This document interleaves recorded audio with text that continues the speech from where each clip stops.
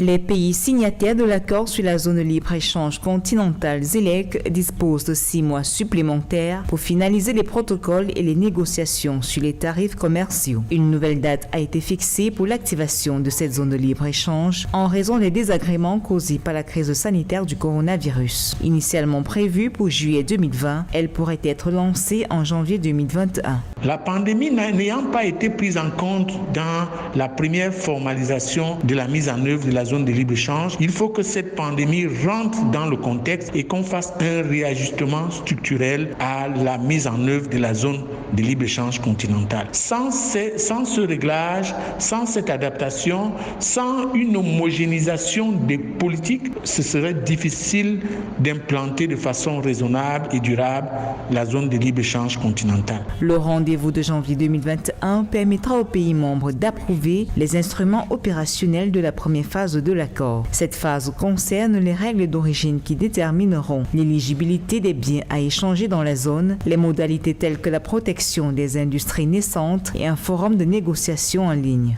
Il faudra réadapter les politiques économiques au risque de la zone de libre-échange continentale vis-à-vis de la pandémie. Il faudra réadapter la cohérence des politiques pour mettre en œuvre la zone de libre-échange continentale de façon efficiente. Parce que dans le contexte actuel, une zone de libre-échange continentale qui est mise en place de façon hâtive, non contrôlée et non conforme au contexte est vouée complètement à l'échec. En chiffres, la ZLEC représente un produit intérieur brut cumulé de plus de 3 400 milliards de dollars et 1,3 milliard de potentiels consommateurs. Elle regroupe tous les pays africains et vise à créer la nouvelle plus grande zone de libre-échange commercial. Pour plus d'efficacité, elle exigera des pays membres qui libéralisent au moins 97% de leurs lignes tarifaires et 90% de leurs importations.